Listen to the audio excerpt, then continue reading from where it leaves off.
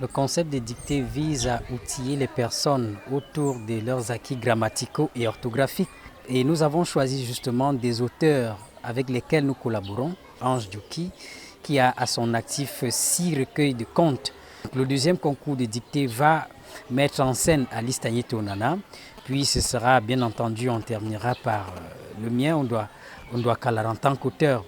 Oui, c'est un alliage en fait, le concept, il s'agit du café Kalara. Et dans le café Kalara, nous avons ajouté une plus-value qui est de la dictée. La dictée, pour peut-être pas rompre avec le digital, mais également pour donner aux personnes la latitude de pouvoir vérifier, de faire une mise à jour de leurs connaissances au plan de la grammaire, de l'orthographe et bien entendu, parce qu'il y a à la clé également un prix. Il y aura des prix pour les catégories. C'est la raison pour laquelle nous avons pensé, lorsque vous composez, lorsque vous rédigez un texte, vous performez sur la dictée, vous qui écrivez, vous qui concourez, vous lisez le texte et vous entrez un peu dans l'esprit de l'auteur qui a voulu ou alors qui a écrit l'ouvrage. C'est en cela que le concours de dictée vient mettre sur la select une autre partie de la lecture. C'est de cela qu'il s'agit. Alors, nous nous inscrivons là dans la diffusion du livre parce que c'est véritablement ce qui coince dans le milieu de l'édition, généralement l'édition à compte d'éditeur, l'édition classique. Il nous semble donc important, que ce soit en Occident ou au Cameroun, que nous proposions une solution. Peut-être pas clé en main, mais parce que c'est un construit qui veut bien que des gens commencent à s'intéresser aux ouvrages des auteurs, des écrivains, qui doivent sortir des enclaves des bibliothèques, des médiathèques, pour que ce soit accessible. Et lorsqu'un projet est presque nouveau ou novateur, pour qu'il attire l'assentiment des gens, nous avons pensé important pour nous que nous intéressions dans un premier temps les gens au travers des prix qu'ils peuvent gagner et bien sûr notamment quelque chose en numéraire. Oui, les bibliothèques ne sont plus très fréquentables. Nous avons remarqué que les bibliothèques ne sont plus fréquentables ou fréquentées par ceux qui excellaient dans les bibliothèques. En plus, avec l'avènement de la Covid qui est devenu international, les habitudes de consommation ont impacté les gens, il nous a donc semblé idoine pour apporter la solution qui est véritablement par le passé qui a constitué un goulot d'étranglement. Il nous était important de proposer cette solution de dictée et principalement de lecture. La dictée est une plus-value du café Kalara, donc de la lecture, performance, spectacle, performé, du moins de toutes les variantes des lectures. Et lorsque vous écrivez ou rédigez un texte, cela vous amène à lire. Et à la fin de la dictée, généralement, on vous communique le nom de l'auteur et le nom de l'ouvrage. Cela veut dire que les personnes qui ont candidaté retiendront le nom de l'auteur. Et lorsque les résultats sont publiés par voie d'Internet, par voie des médias classiques, un grand nombre de personnes est aussi impacté au travers de ces auteurs-là.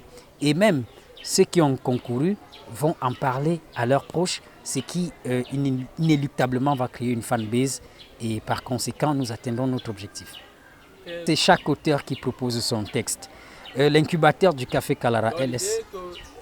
Comment les dictées sont choisies? Oui, les dictées sont choisies en fonction des catégories d'âge. Nous n'avons pas fait une sélection, élaboré une sélection à base du niveau intellectuel. Parce qu'on a des personnes qui peuvent être titulaires d'un CEPE ou encore d'un BPC, mais qui techniquement sont plus assis que ceux qui ont un Master 1 ou un Master 2 en orthographe ou en grammaire.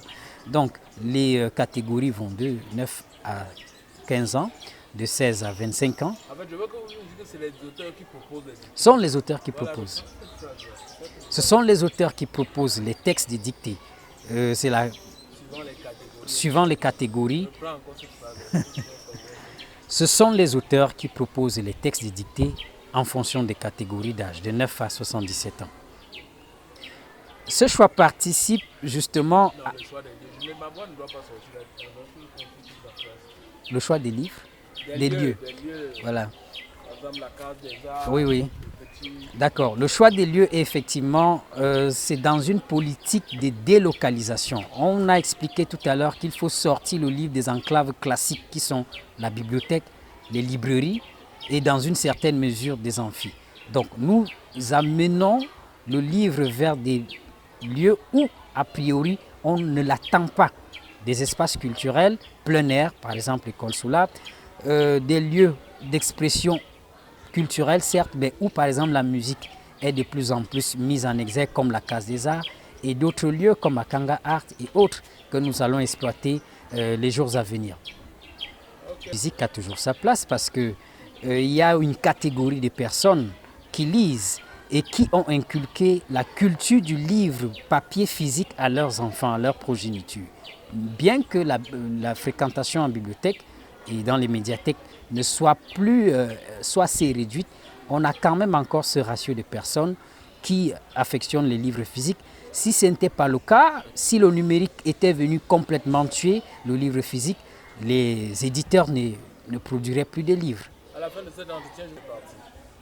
Café Kalar, en fait, est un concept de diffusion de livres qui vise à restituer à l'auteur sa place. Ça veut dire vendre l'auteur, le rendre marketable, son produit et lui-même. Dans l'optique de pouvoir donner une visibilité à cet auteur, parce que de plus en plus, c'est la visibilité. Plus vous êtes visible, plus vous impactez et plus vous vendez. Le livre est un produit culturel, le livre est un produit marketing. C'est bien cela qu'il s'agit.